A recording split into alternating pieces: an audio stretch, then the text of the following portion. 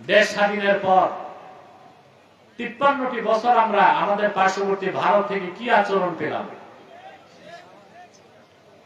72 থেকে 75-এ তাদের বন্ধুরা যখন ক্ষমতায় ছিল, ফারাক্কায় বাদ দিয়ে বাংলাদেশকে পানি শূন্য করেছে।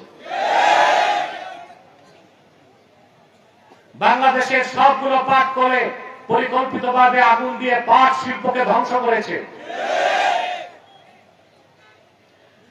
অন্যরা যখনই ক্ষমতায় গিয়েছে, লাগাতার হরতাল দিয়ে ভারতের রয়ের এজেন্টরা বাংলাদেশের শিল্প এবং ব্যবসাকে ধ্বংস করেছে।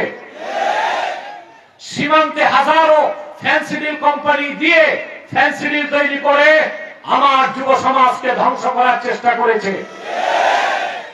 বিগত 16টি বছর ভারতের দুর্ধর্ষ কুখ্যাত গোয়েন্দা সংস্থা রয়ের মদদে জালেম শক্তি অগণিত আলেমকে নির্যাতন করেছে, নিপীড়ন করেছে, ইস্তেমরার চালিয়েছে, বাংলাদেশের মানুষের মানবতাকে বুলন্দিত করেছে।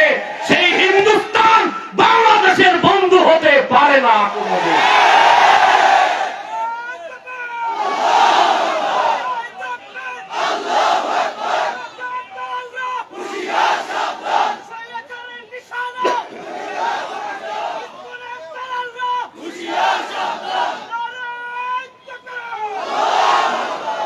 সম্মানিত সুধী,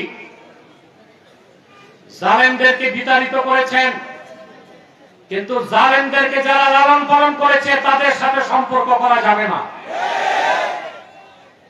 ব্যবসায়িক সম্পর্ক হইতে পারে, বন্ধুত্বের সম্পর্ক হতে পারে না, ভাতৃপ্রতিম সম্পর্ক হতে পারে না। পারে?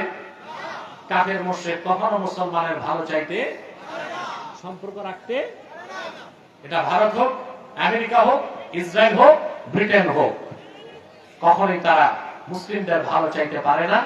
1000 বছর আগ থেকে আজ পর্যন্ত ইতিহাস এটাই আমাদেরকে বারবার প্রমাণ দেয়।